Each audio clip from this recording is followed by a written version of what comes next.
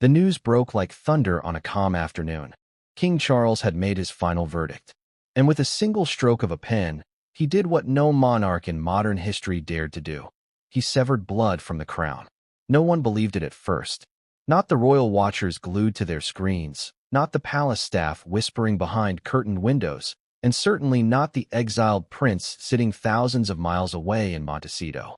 But it was real. The official statement carried the unmistakable seal of the British monarch. Prince Harry and Meghan Markle, once celebrated as the future of a modern, diverse monarchy, were now stripped of every royal privilege they once held dear. Before we continue, please hit the like button, subscribe to the channel, and turn on the notification bell for updates. The crown had spoken, and its words cut deeper than any sword. What could drive a father, a king, to publicly disown his son? What truth was so heavy, so unbearable, that it outweighed family, forgiveness, and bloodline? This wasn't a simple punishment. It was a reckoning, decades of tension, betrayal, and broken trust erupting in one explosive decision.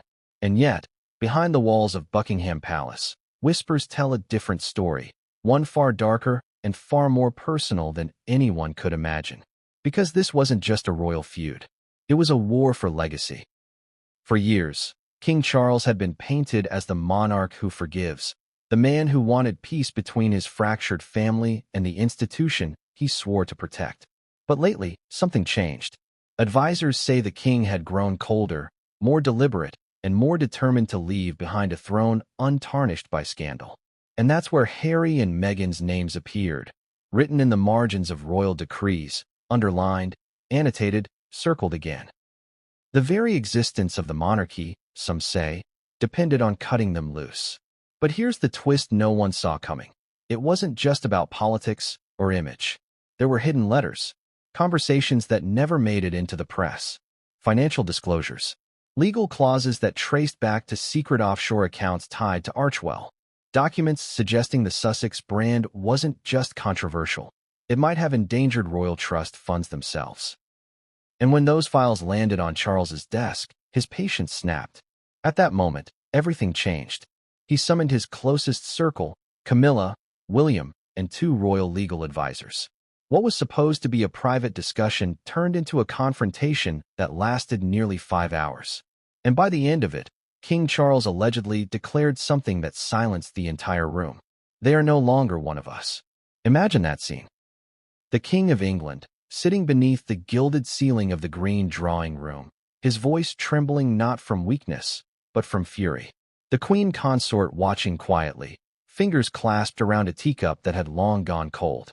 And outside those doors, aides frozen in the corridor, afraid to breathe too loud. The world didn't know it yet, but a royal bloodline was about to be rewritten. Think about how far this family has fallen. Once, Harry stood beside his brother, hand over heart, as their grandmother, Queen Elizabeth II, spoke of duty, honor, and tradition. But years later, he'd become the symbol of royal rebellion, the man who traded palaces for podcasts. What went wrong? Was it love that led him astray, or the thirst for independence that turned into obsession? Or was it Meghan, the woman who, for many, embodied both the monarchy's greatest hope and its deepest fear?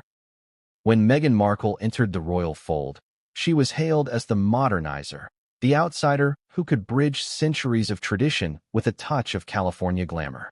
But what started as a fairy tale wedding soon turned into an international spectacle of accusations, interviews, and hidden truths. The Oprah Winfrey interview was the breaking point, that infamous 2-hour broadcast where Harry and Meghan laid bare the inner workings of royal life. The world gasped. The palace panicked.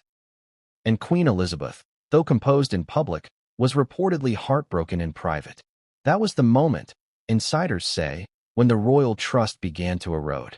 Fast forward to King Charles's coronation, a moment meant to symbolize renewal, unity, and a future beyond scandal. Yet, one conspicuous absence echoed louder than the church bells of Westminster Abbey. Harry's wife, Meghan, stayed behind. That symbolic seat, empty and cold, became the image of division itself. Still, many hoped reconciliation was possible. After all, Charles had waited a lifetime to wear the crown. Surely, he'd want to heal, not wound. But then came the leaks. Private letters between Harry and the palace surfaced through anonymous sources. One message allegedly revealed Harry demanding a new title for Meghan, a modern duchess, role with global freedom. Another, more damning leak, showed Charles's aides accusing Meghan of violating royal confidentiality clauses in her Netflix production. That's when the king's lawyers stepped in.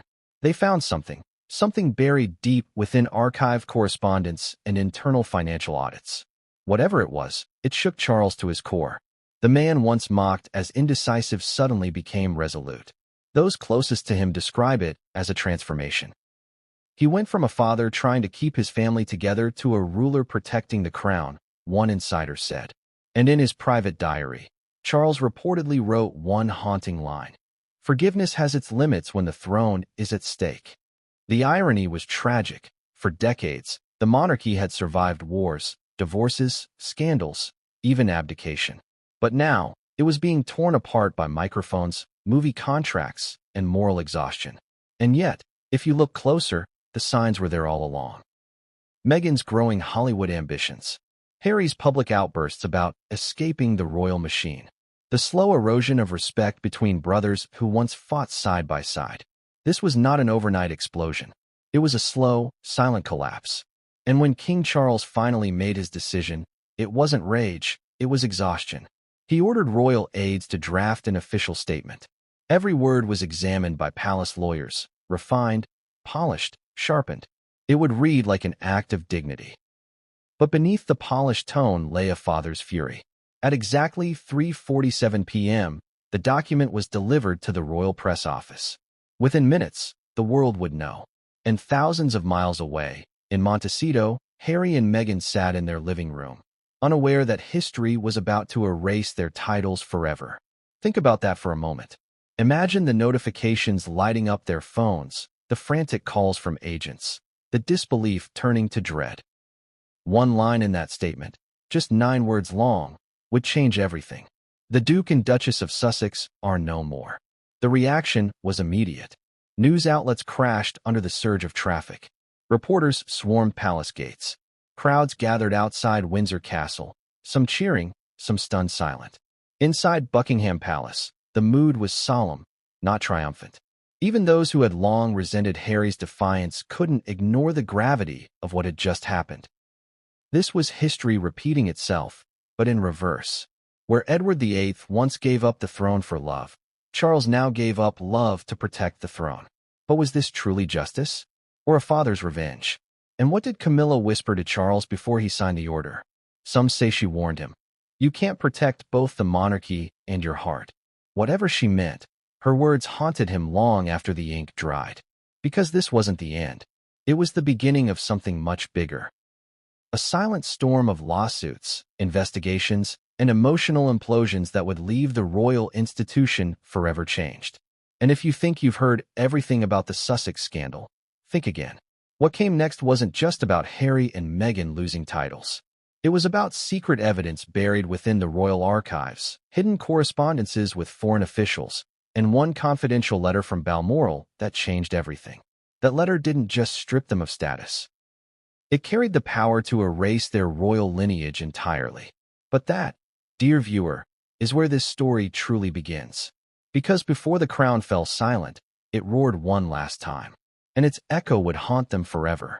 And as the final embers of that royal decree settled, one question lingered. Had King Charles finally protected the monarchy, or had he destroyed his own family to save it? The answer lies within the pages of that secret Balmoral letter. And what's inside it? No one was meant to see. But what came next would change everything, and no one saw it coming. What does it take to shake a 1,000-year-old monarchy to its knees? Not war, not invasion, but betrayal from within its own blood. For generations, the royal family's greatest threat had never come from outsiders, but from the ones born under its own roof. History repeats itself, they say, but this time, it didn't echo, it exploded. The British royal bloodline, once revered as the golden thread of continuity through centuries of turmoil, was now under siege. Not by foreign enemies or political movements, but by two names that once symbolized hope, Harry and Meghan. When King Charles made the chilling declaration, "They are no longer one of us," He didn't just speak as a monarch. He spoke as a man watching the foundation of his lineage crumble beneath him. But how did it come to this? Let's go back. Not to California, not to Netflix deals or podcasts, but to the ancient heart of the Windsor legacy. A legacy built on duty, silence, and loyalty to the crown above all else. From the moment of birth, royal blood wasn't a privilege. It was a burden, a contract inked by destiny and signed in sacrifice. You don't choose to be royal. You become a vessel for the idea of monarchy itself. And that's where the trouble began. Harry never wanted to be a vessel. Even as a boy, he was restless. While William learned how to stand with measured posture during parades, Harry was sneaking jokes with the guards, laughing too loudly in the chapel, breaking the invisible code of royal restraint. The Queen found it charming. Charles found it worrying. The late Queen Elizabeth once said in private that Harry carried the soul of a soldier but the heart of a wanderer. That wanderer spirit would one day take him far, too far. But long before America, long before Meghan, the cracks were already forming. When Diana died, something shattered in both her sons. William buried his pain in duty. Harry buried his in rebellion. He wanted meaning, not ritual. Love, not protocol. But the monarchy is built on the very things Harry despised: control, endurance, and silence. So when he met Meghan Markle, a woman who questioned authority, who spoke with conviction, who treated tradition like a script meant to be rewritten, it was as if the two halves of defiance found each other. For Harry, she was freedom. For the monarchy, she was chaos. The bloodline, once the sacred chain connecting monarchs through centuries, was suddenly questioned. What happens when a royal refuses to act royal? When he puts cameras before coronets, interviews before institutions, and his own truth before the crowns. That's what the British press called the Sussex disease. And to the palace, it spread fast. Behind the grandeur of Buckingham, advisors began to panic. They weren't dealing with a quiet rebellion. This was a public one, live-streamed, global, emotionally charged. King Charles had grown up watching his mother master the art of silence. She endured everything: wars, scandals, betrayals, without uttering a personal word. Her rule was stoic, ironclad, almost divine. But now, her grandson was turning royal pain into entertainment. Documentaries, podcasts, memoirs. Each one chipping away at the institution's invisible armor. Every revelation a headline. Every confession a scandal. The bloodline was bleeding, not from swords, but from microphones. And that terrified Charles. Because the monarchy isn't sustained by wealth or titles, it's sustained by mystery. The less the world knows, the more powerful it appears. But when Harry and Meghan lifted that veil, they exposed something the public was never meant to see. That royalty, stripped of ceremony, is just another family at war with itself. Can you imagine the horror at Buckingham when they realized? The monarchy, once untouchable, was trending, not for tradition, but for dysfunction. The firm, as insiders call it, had always survived by one rule: never explain, never complain. Harry and Meghan broke both. Every interview became a confession booth. Every confession became ammunition. And soon, that ammunition was pointed at the throne itself. But here's what few realize. For King Charles, this wasn't just about public embarrassment. It was about survival. Because if one member of the royal bloodline could break the chain, what stopped others from following? What stopped the monarchy from collapsing under its own contradictions? Behind palace doors, legal historians were consulted. Constitutional advisors were summoned. The question on everyone's lips wasn't moral, it was existential. Could a monarch legally disown a royal by birth? The answer, buried deep within 18th century royal statutes, was yes, under one condition: if the act of that individual was deemed a threat to the stability or credibility of the crown.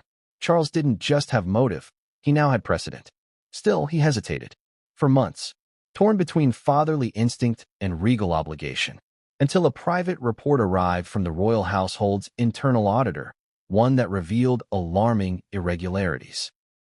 Unapproved use of the Sussex name in foreign contracts. Endorsements that blurred the line between royal influence and personal profit. Hidden clauses that tied the crown's reputation to commercial gain. To the king, that wasn't just rebellion. It was betrayal.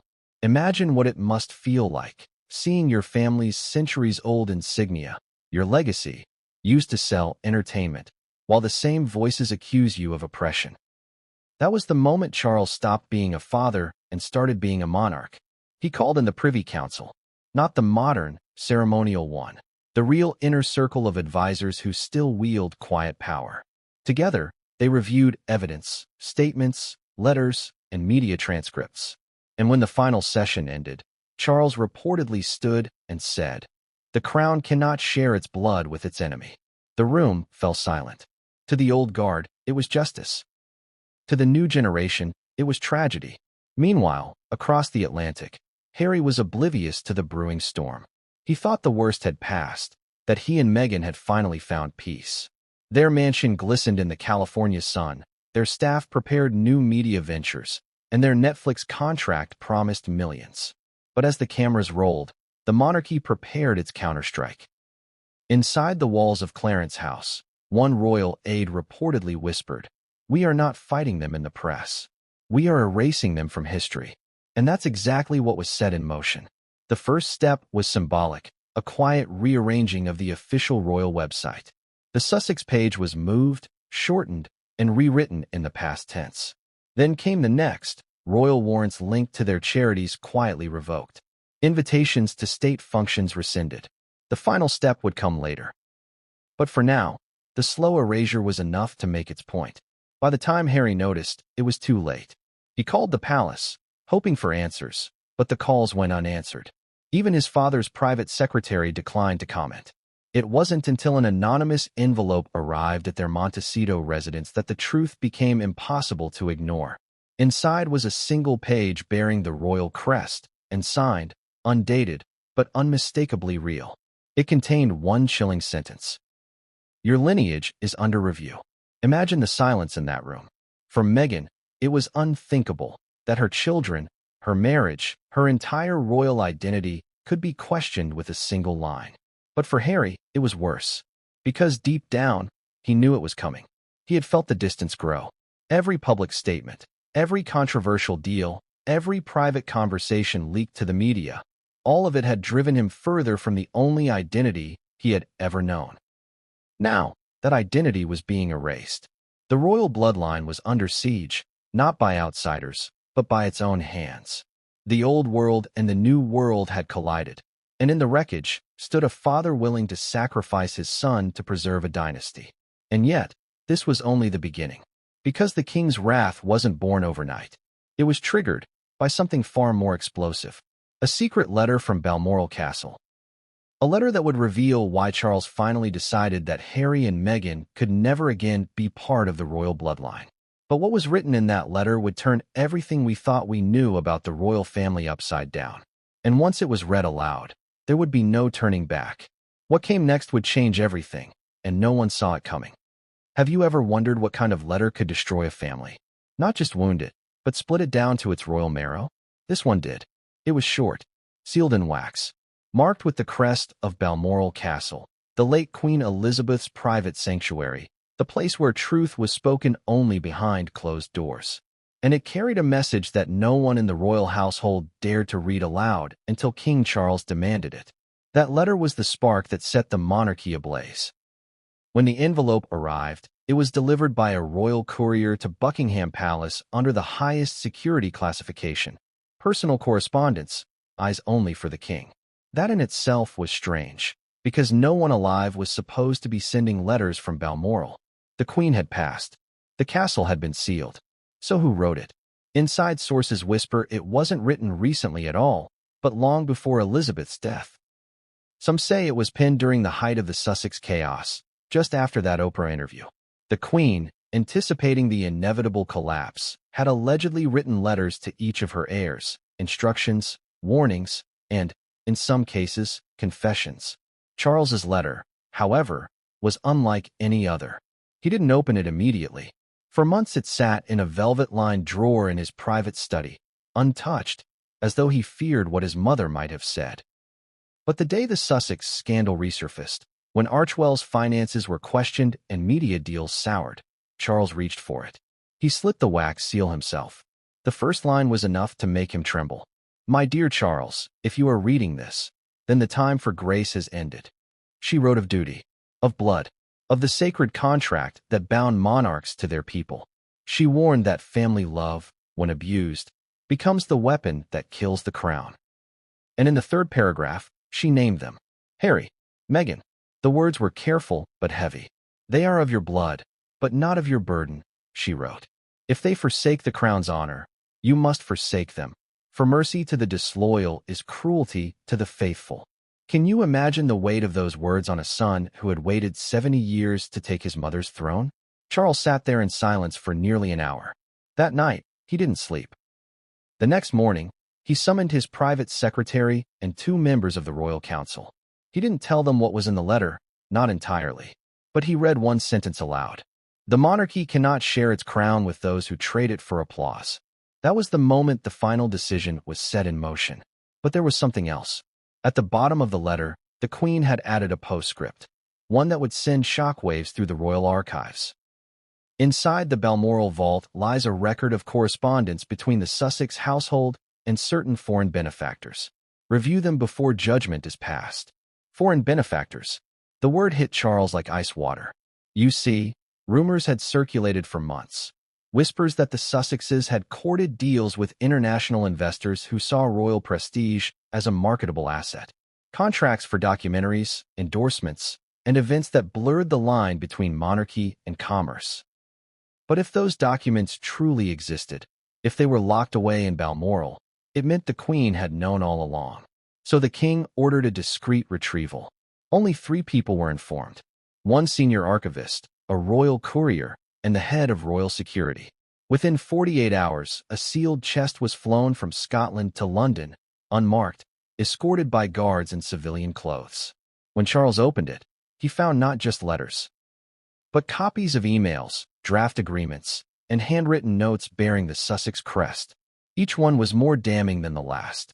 Among them, a memorandum allegedly discussed a proposed royal renewal project, an independent venture spearheaded by Harry and Meghan to redefine modern monarchy for global audiences.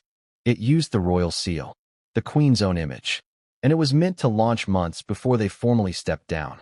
To the King, this wasn't just ambition. It was treason. Dressed in branding, he reportedly slammed his fist on the desk. They were building a kingdom of their own, he said. But the letter held one more secret, one Charles couldn't ignore. In the margins, in his mother's own handwriting, a single line stood out. Do not allow history to repeat itself. She was referring to her uncle, King Edward VIII, the man who abdicated for love and nearly destroyed the monarchy in the process. To her, Harry was the echo of that ghost. Another prince blinded by affection, willing to sacrifice duty for desire. And now it was up to Charles to prevent the past from swallowing the future. But the problem was, Harry wasn't Edward. He wasn't walking away quietly.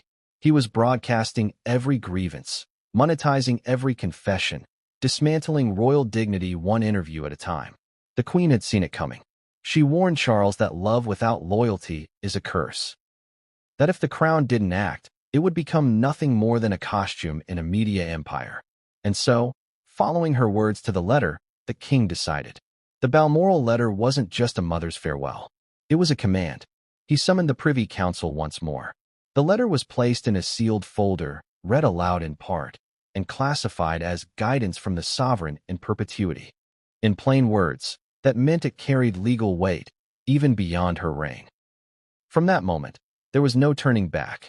Within hours, palace legal teams began drafting an official notice. The Sussexes' royal privileges, titles, and family rights were to be formally reviewed under the authority of the reigning monarch. And yet, the King hesitated once more before signing. He looked at the wax seal on his mother's letter, the crest of Balmoral, now cracked open, and whispered, "I wish you were wrong." But the evidence piled higher.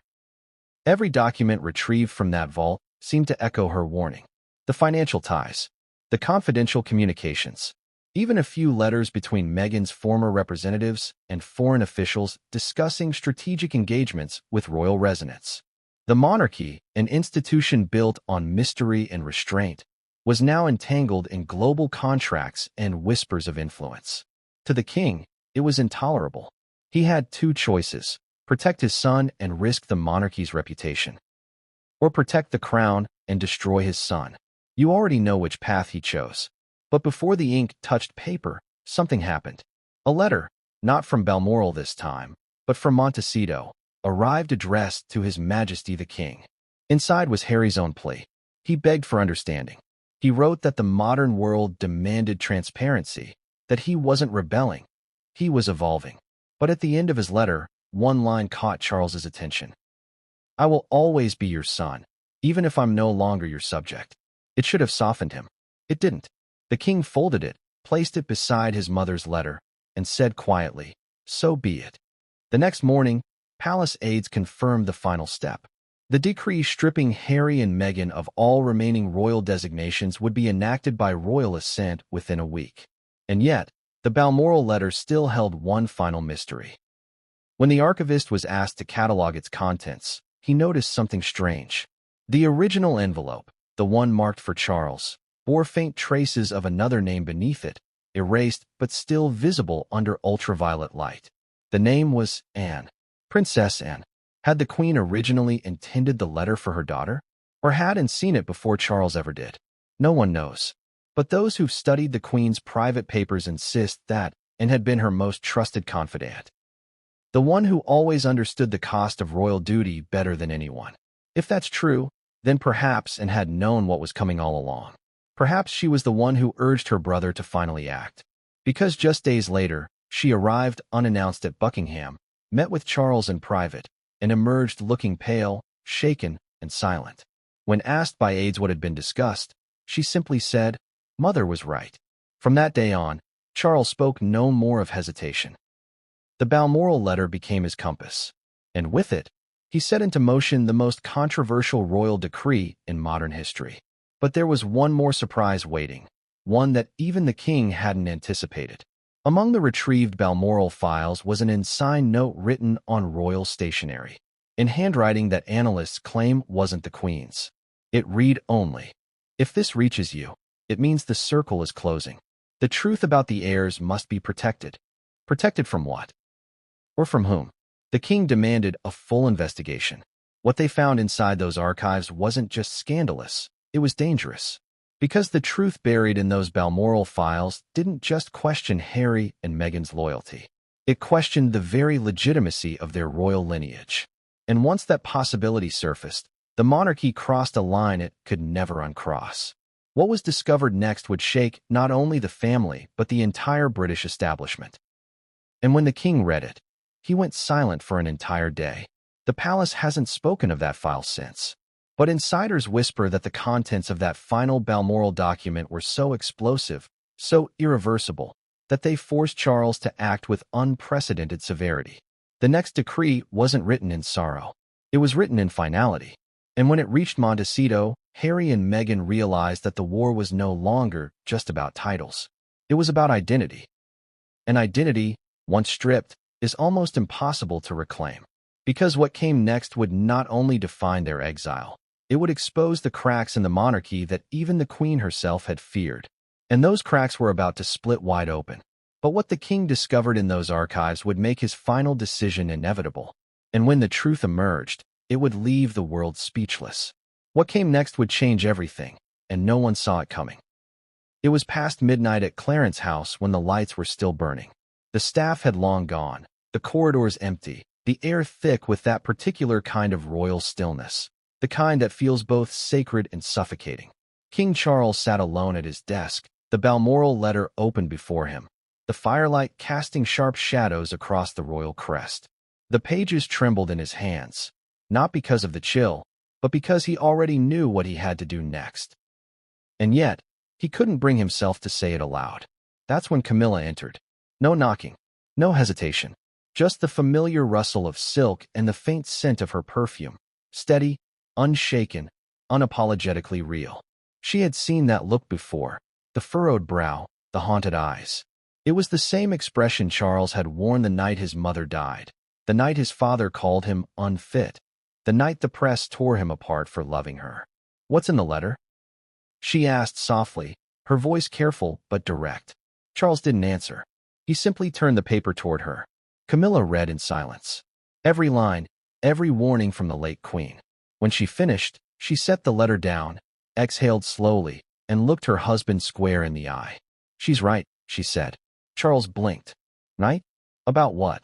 "About them," she said. "About what they've done to this family. About what they'll keep doing if you don't stop them." It was the sentence Charles didn't want to hear. Not from her, not tonight. Camilla moved closer, her tone hardening. "You've tried reason. You've tried compassion. You've begged them to stop. They don't want peace, Charles. They want control." He shook his head. "They're my children." "No," she said quietly. "They're your weakness." That cut deep. For all her reputation, the so-called villainess of royal history, Camilla was nothing if not pragmatic. She had learned, painfully, that survival in the royal world required more than love. It required calculation, precision, timing. She had spent decades in the shadows, waiting for the world to see her not as scandal, but as strength. Now, standing before the King of England, she wasn't just his wife. She was his shield. "Listen to me," she said, her voice sharpening. "If you don't act now, they'll drag the monarchy through another generation of disgrace. You can't let that happen. Not after everything your mother built."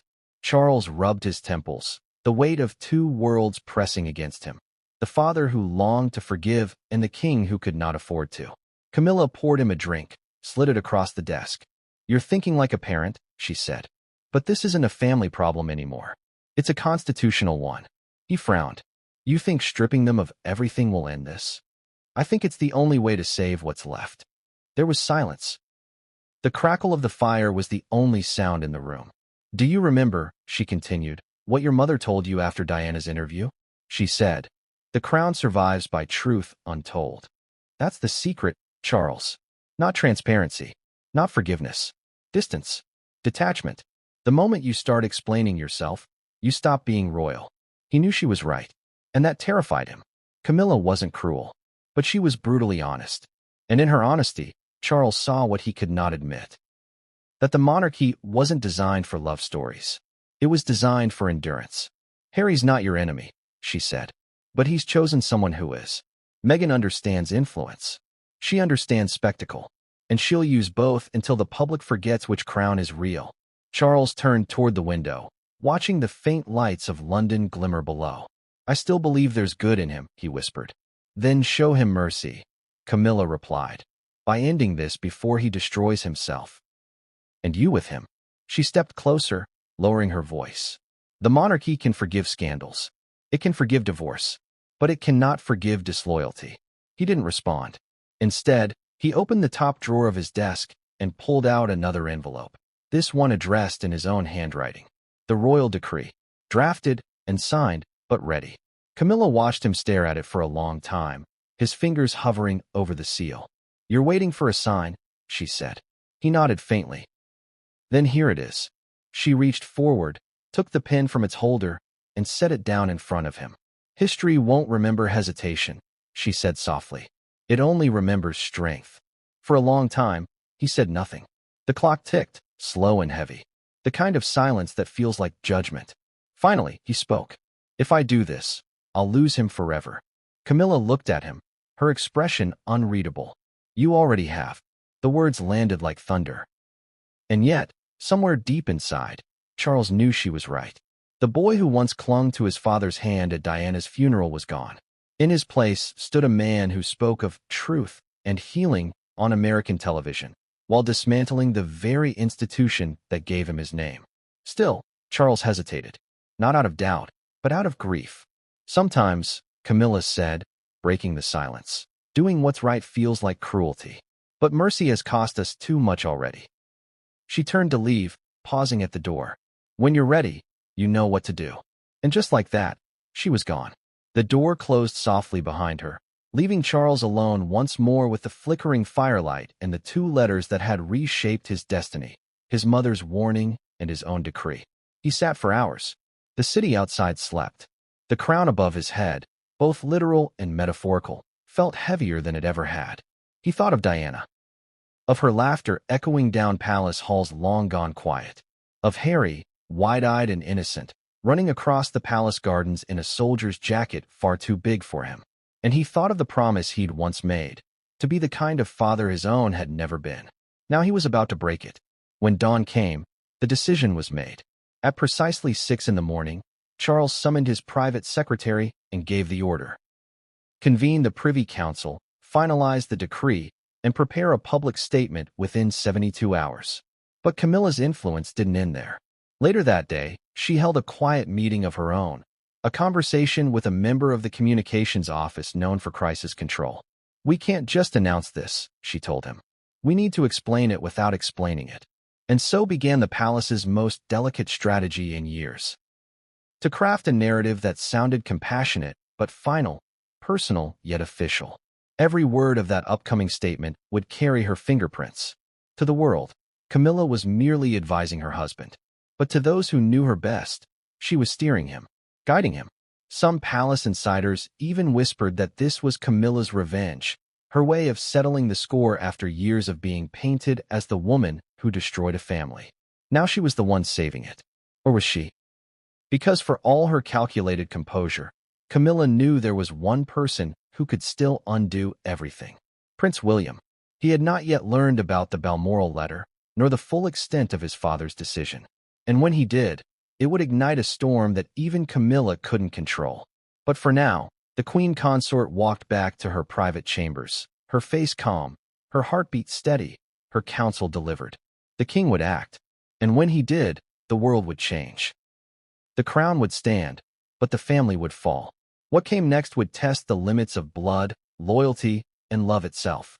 Because when William discovered what his father had done, he wouldn't stay silent. And his ultimatum would push the monarchy to the brink. What came next would change everything, and no one saw it coming. The sun was melting into the Pacific horizon, painting the Montecito sky in gold and rose when Meghan Markle poured herself a glass of white wine. It was one of those evenings she loved to film for the cameras, the perfect backdrop, the perfect light. But this time, there were no cameras, no rehearsed smiles, no crew to capture the illusion, only silence. Harry was sitting by the window, scrolling through his phone, the screen lighting his face with the cold blue glow of another headline. King Charles's decision looms, Sussex titles in jeopardy. He sighed, tossed the phone aside, and muttered, "They're doing it again." Meghan didn't look up. "Of course they are," she said quietly. "That's what they do. They feed the story until we become the villains." But her voice cracked on that last word. For the first time in months, their Montecito mansion, that sprawling, picture-perfect dream home they'd bought as a symbol of freedom, felt like a gilded cage. Every window a reminder of the world that had turned against them. Every luxury dripping with irony. How did it come to this? It wasn't supposed to be exile. It was supposed to be reinvention. When they first arrived in California, the world was at their feet. They were the royal couple who dared to escape, the underdogs who stood up to the crown and built a life on their own terms. Netflix came calling. Spotify offered millions. Hollywood doors swung open. They were free. Or so they thought. But freedom has a cost. And the bill was long overdue. You see, the American dream they were chasing was never designed for royalty. In America, fame is fleeting. Loyalty is transactional. The spotlight burns hot until it moves on. At first, they were unstoppable. The Netflix docuseries broke records. The interviews trended globally. Meghan's Archetypes podcast topped charts. They were the voice of a new generation, until people began to notice the cracks. The stories started repeating. The sympathy started fading. The audience that once saw them as heroes now saw something else: entitlement, excess, hypocrisy. And when Spotify quietly dropped their deal, labeling them lazy grifters behind closed doors, the empire they'd built on public goodwill began to collapse. Harry tried to laugh it off. "We don't need them," he told Meghan. "We'll make something better." But in private, the rejection cut deep. He wasn't just losing business deals. He was losing identity. For years, his royal title had been both a burden and a shield. It drew critics, but it also opened doors. Without it, who was he? A prince without a kingdom? A celebrity without a cause? And for Meghan, the woman who had turned herself into a global brand, losing the royal aura meant losing the one thing that made her different from every other Hollywood hopeful. The irony? They'd left Britain to escape control. Now they were slaves to public perception. Every appearance was strategized. Every friendship calculated. Every photo opportunity vetted for optics. And somewhere between managing their image and defending their choices, they lost themselves. Harry missed the quiet, the kind that comes from tradition, not isolation. The sound of royal trumpets on a cold morning. The discipline of duty. The pride of service. Meghan missed something too, the attention. The world that once adored her had turned skeptical, then cruel. So when the whispers began, that King Charles was considering revoking their titles entirely, Meghan panicked. This isn't just about status, she told Harry. It's about survival. Without those titles, everything collapses. The deals, the branding, everything. Harry stared at her, the words hitting him like ice. You think I care about titles? I think you care about not being irrelevant, she shot back. The silence that followed was sharp enough to cut glass. That's when the gamble began. Behind closed doors, Meghan contacted her Hollywood connections, producers, journalists, PR experts. If the monarchy was going to destroy them, she'd control the story first. A new project was pitched, one that would redefine the Sussex legacy. A raw, intimate documentary about truth, redemption, and breaking free from generational trauma. But the pitch was more than art. It was insurance. The production would use exclusive footage from their royal years. Private recordings, unseen letters, confidential calls. It was a risk. But in Hollywood, risk meant relevance. Harry was hesitant. This will only make things worse, he warned. Meghan countered. It's better to tell our story than let them write it for us. He wanted to believe her. But deep down, he knew the palace wouldn't forgive this. When word of the project reached London, the reaction was instant. Camilla was furious. William called it a new betrayal. Charles didn't speak. Not at first, but his silence spoke volumes. Because this time, it wasn't rebellion. It was defiance. To him, the American venture wasn't freedom. It was a declaration of war. And yet, across the ocean, Harry convinced himself they could weather it. That his father wouldn't dare take it that far. That even the crown had limits.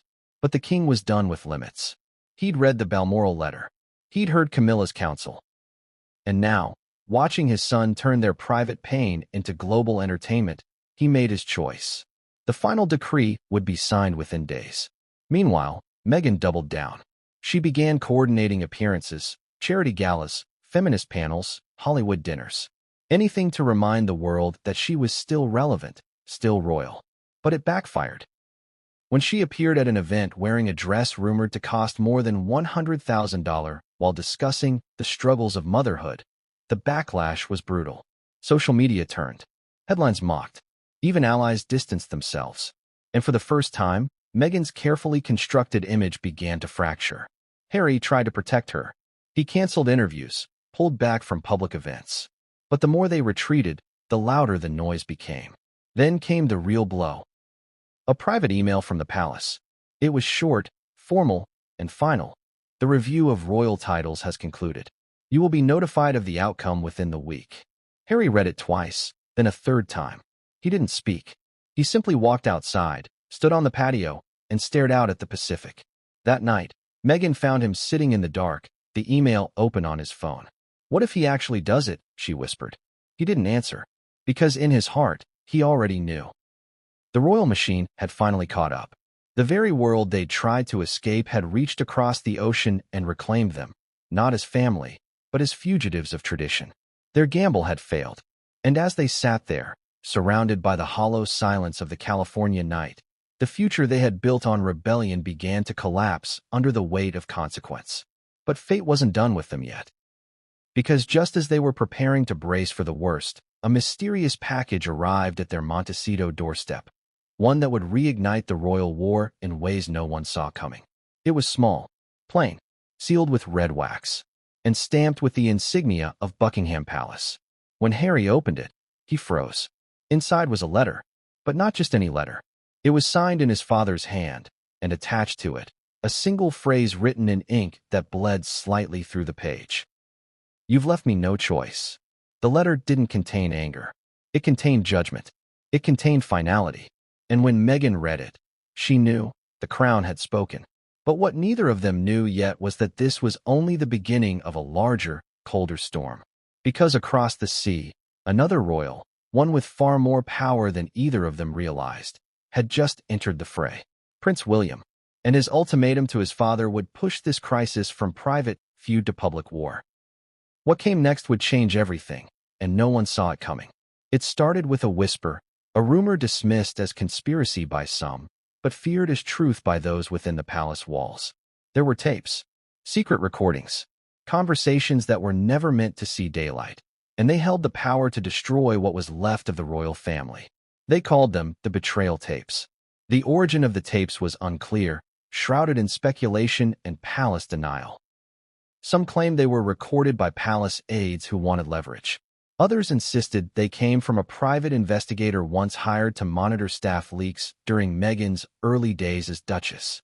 But the most chilling theory, the one whispered in royal corridors and hushed journalist circles, was that the tapes had been recorded by Harry himself.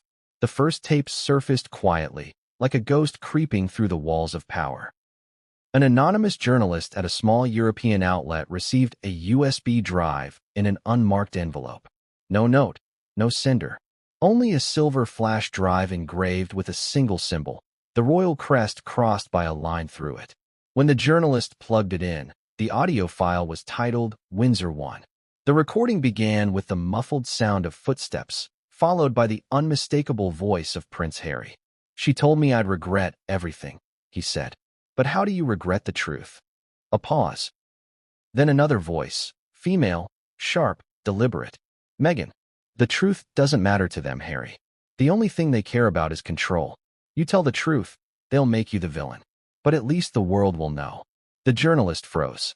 He knew exactly what he was hearing, and he also knew he wasn't supposed to hear it. Within 24 hours, that file found its way into the hands of British intelligence. Within 48, Buckingham Palace had been briefed. And within 72, King Charles had heard it himself. It wasn't the content alone that horrified him. It was the context. Because that conversation, according to internal timestamps, took place inside one of the royal residences, which meant the couple hadn't just spoken against the monarchy. They'd done so while still under its roof. To Charles, it wasn't defiance anymore. It was betrayal. The tapes didn't end there. Soon, more files emerged, each one darker than the last. Audio clips of private exchanges between Harry, Meghan, and unnamed advisors. Discussions about media manipulation. Plans for controlled leaks. References to documentaries that would finally tell the unfiltered story. And somewhere in the background of one of those recordings, a voice that no one expected to hear. Camilla's. She wasn't speaking directly. Her voice came faintly, in snippets, likely from a speakerphone. But the tone was unmistakable. Calm, cautious, concerned. She was trying to reason with Harry. "Your father's not your enemy, Harry. But you're pushing him toward decisions he can't undo." To which Harry replied coldly, "Maybe that's what needs to happen." When Charles heard that line for the first time, he stopped the playback and left the room. Those who were there say he didn't speak for several minutes.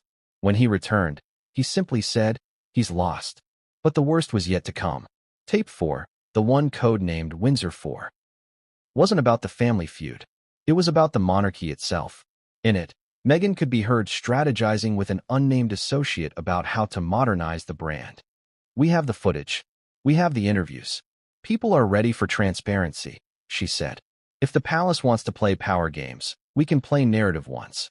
The associate responded, "You understand what this means, right? If you do this, there's no going back." Meghan's answer sent chills through everyone who heard it. There was never any going back. When that tape reached Buckingham, Camilla reportedly demanded to hear it herself. After it ended, she looked at Charles and said, "You see now? You hesitated too long." He didn't argue. He just stared at the flames in the fireplace, jaw clenched, eyes distant. That's when William walked in. He hadn't been invited to the meeting, but when he heard whispers about recordings implicating his brother, he stormed into his father's office. "Is it true?" he demanded. "Are there tapes?" Charles didn't answer. Camilla stood. "William, don't William me," he snapped. "I have a right to know what's being done in my family's name." Charles finally looked up. "Yes, there are tapes." "Then play them," William said. Against Camilla's protest, the king nodded to the aide. The room filled with the tense, haunting voices of Harry and Meghan, plotting, venting, mocking. When it ended, William's face was pale. His hands shook. "He's not my brother anymore," he said quietly. He's a stranger. Charles tried to reach him. He's lost, not evil. William turned sharply. No, father. He's dangerous. If you don't act now, he'll burn the crown to ashes just to watch it fall. Camilla's eyes flickered. She knew the weight of those words. But there was something else. A fifth tape. This one was never meant to be public. It wasn't part of the series. It was a private conversation between Harry and his father. Recorded years earlier, during the height of Meghan's pregnancy with Archie. In it, Harry confronted Charles about his fears of royal life repeating itself. The voice on the tape cracked, trembling between anger and desperation. I won't let history destroy her the way it destroyed Mom, he said. Charles's voice, soft but weary, replied, Then don't let her destroy you. Silence. Then Harry, you'll see. I'll make them listen. That final line, I'll make them listen, became the phrase that haunted Charles. Because he realized then, too late, that his son wasn't rebelling for love or truth anymore. He was rebelling for vengeance. The betrayal tapes became the king's tipping point. That night, Charles called a meeting with his legal counsel and the Lord Chamberlain. His order was clear: prepare the decree. Strip them of every title, every privilege, every association. Camilla didn't flinch. William didn't protest. But one advisor, an old friend of the late Queen, spoke up. Your Majesty, if you do this, there's no return. The people may see this as cruelty. Charles stared him down. Then let history call me cruel. But let the monarchy survive. Meanwhile, across the Atlantic, rumors of secret royal tapes began spreading online. Independent outlets, royal commentators, anonymous Twitter accounts, all hinting that Buckingham had obtained evidence so sensitive it could never be made public. Meghan dismissed the rumors as fabrications. Harry stayed silent. But silence can sound a lot like guilt. Within days, the British tabloids ran front-page headlines. The tapes that broke the crown. The damage was done. And when the official statement from Buckingham finally arrived, it didn't name the tapes. It didn't need to. The world already understood. The Duke and Duchess of Sussex will no longer hold or exercise royal titles or privileges. Their roles within the royal household have concluded. One sentence, a lifetime erased. But in the shadows of that decision, another question lingered. If there were 5 tapes, why had only 4 been accounted for? Because the final recording, the one labeled Windsor 5, was missing. And according to those who had heard whispers of its contents, it contained something far more explosive than betrayal. It contained a secret about Archie and Lilibet. One that would change everything the world thought it knew about the Sussex family. A secret that could shatter not just reputations, but the entire royal bloodline itself. And when that missing tape resurfaced, it wouldn't just expose the Sussexes. It would expose the monarchy. What came next would change everything, and no one saw it coming. The storm inside Buckingham Palace had reached its breaking point. By the time the betrayal tapes stopped circulating within the inner circle, the royal household was no longer a family. It was a war council. King Charles had heard enough. The evidence, the voices, the venom, they'd all bled into one unstoppable conclusion. Harry had crossed a line that could never be uncrossed. But Charles wasn't the only one ready to act. Prince William had been silent long enough. The moment he left the room after hearing the tapes, he didn't speak to anyone. Not his father, not Camilla, not his aides. He walked straight into the private chapel of St. James's Palace and sat alone beneath the flickering candlelight, his hands pressed together, his jaw trembling with restrained fury. He had spent his life defending the institution. He'd given up his privacy, his comfort, and his freedom for it. And now his own brother, the one person who was supposed to share that burden, had turned their family's honor into spectacle. That night, William didn't pray for forgiveness. He prayed for resolve. By morning, he had made his decision. When dawn broke over London, the palace was already stirring. Couriers moved in silence, security doubled at the gates, and rumors swirled that something monumental was about to happen. William arrived at Clarence House unannounced, striding through the entrance in a dark overcoat, his expression cold and unreadable. He didn't wait for permission to enter the king's study. Charles was sitting behind his desk, Camilla beside him, reading reports from the morning brief. The moment William entered, both looked up. "Father," he said simply. Camilla rose. "William, perhaps we should." "No," he cut her off. "You should stay." Charles frowned. This isn't the time. This is exactly the time, William said. Because if you sign that decree today, you're not just ending Harry's place in this family. You're ending mine. The silence that followed was heavy, electric. Charles leaned back, his face tightening.